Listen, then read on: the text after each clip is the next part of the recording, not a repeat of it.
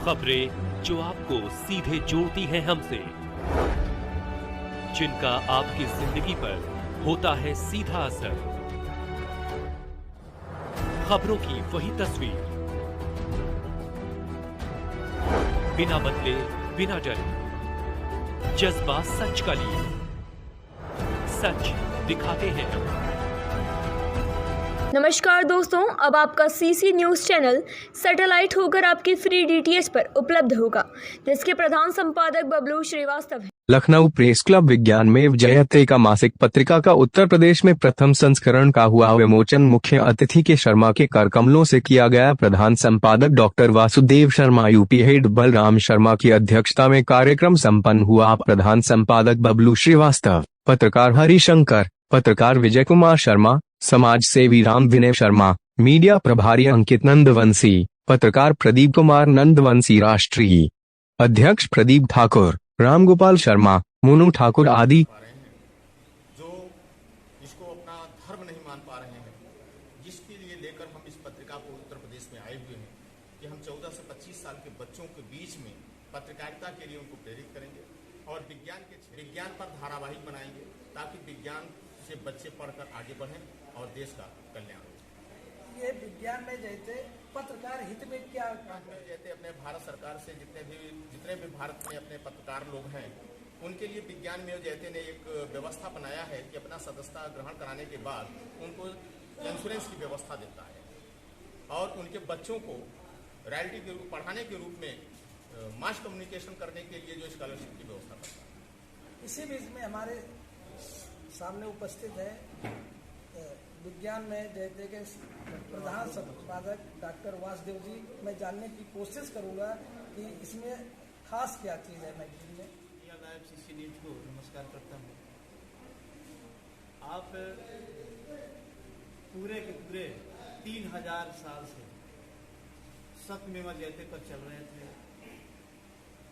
मेरे मन में आया और हमारे सहयोगियों के द्वारा 2015 में विज्ञान में जयते की एक भारत से गंगा बहाई गई, ये लगभग 5-7 देशों में चला गया। अब आप 3000 साल सत्यमेव जयते के रास्ते पर चल के देख लिए हैं।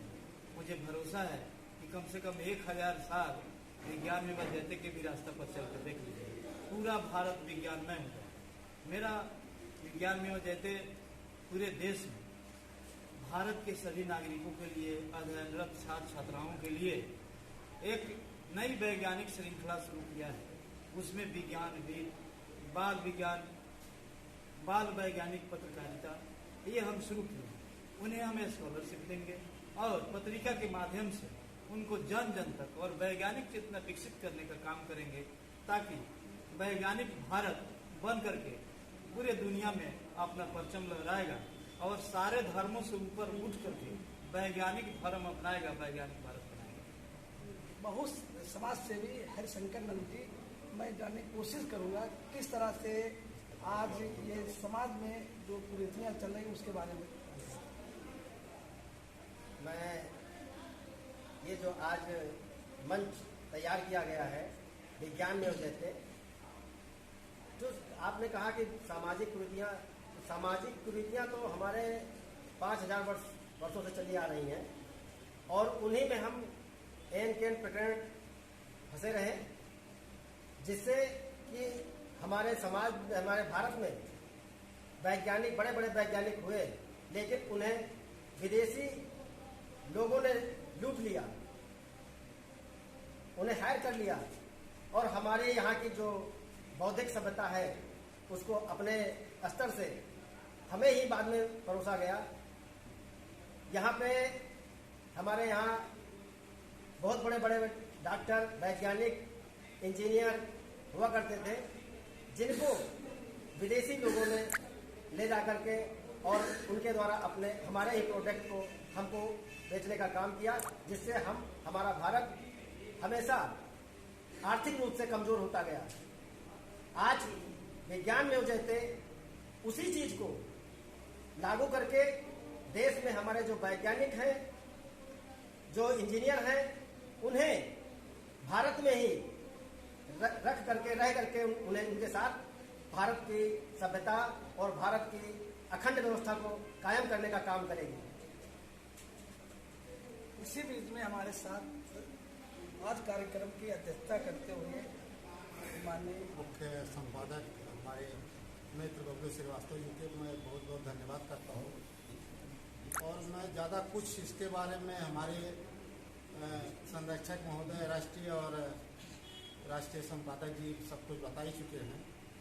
मेरा कहना इतना ही है कि उत्तर प्रदेश में जो अभी विज्ञान में जैसे कि बीज बोई गई है उसको जन जन तक पहुंचाना है, छोटे छोटे बच्चों तक पहुंचाना है, घर घर पहुंचाना है। मेरा उद्देश्य यही है और इसको बहुत ही जल्दी सब कुछ सफल करना है। वीरों ने जन्म लिया है, ऐसे जमीन से ऐसे डिस्ट्रिक्ट से आए, मैं जानने की कोशिश करूँगा, राजनीति के बारे में बताएं। धन्यवाद पत्रकार महोदय। बलिया क्रांतिकारी जिला आपने कहा करके जिला का और पूरे हमारे समाज का नाम जो आपने ऊपर किया इसके लिए आपको बहुत बहुत धन्यवाद। आप इस विज्ञान में जैते में मैं अपनी और अपने समाज का और सर्व समाज का पीड़ा लेकर के आया हूं कि हमारी आवाज को उठाया नहीं जा रहा है, दबाया जा रहा है। मैं चाह रहा हूं कि सामाजिक न्याय का पुरोधा कर्पूरी ठाकुर फॉर्मूला पूरे देश में लागू हो। इसी उद्देश्य से इस कार्यक्रम में आया हूं और आप लोगों से ये प्रश्न मैं कर रहा हूं कि थोड़ा आबादी वाले लोग अपना अपना अधिकार ले लिए हैं, लेकिन हम बृहद रूप की जनसंख्या में रहते हुए हम अपना अधिकार नहीं ले पा रहे हैं। कारण क्या है कि हमें धर्म के नाम पर, जातिवाद के नाम पर, अन्य विषयों पर मुझे भ्रमित करके हमारा अधिकार का हनन किया जा रहा है। आजकल जननायक कर्पूरी ठाकुर जी का जो कर्पूरी फार्मूला उसको विस्तार बताएं, क्या है फार्मूला में? कर्पूरी ठाकुर फार्मूला ये है कि जब उन्होंने 1978 में दोबारा मुख्यमंत्री बने तो 8% पिछड़ों को, 12% अति पिछड़े को और 3% महिलाओं को और 3% सवर्ण गरीब को आरक्षण दे करके अंबेडकर के बाद उन्होंने शुरुआत किया। पहला जो है आरक्षण का जन्मदाता साहू जी महाराज, दूसरा आरक्षण का जन्मदाता अंबेडकर जी और तीसरा आरक्षण का जन्मदाता देश में है तो कर्पूरी जी है। ये इस तरह इस हालात में उन्होंने मुख्यमंत्री बने और इस हालात में फार्मूला लागू किए कि उनके ऊपर बहुत सारा दबाव आया। वहां उस समय मुरारजी देसाई प्रधानमंत्री थे।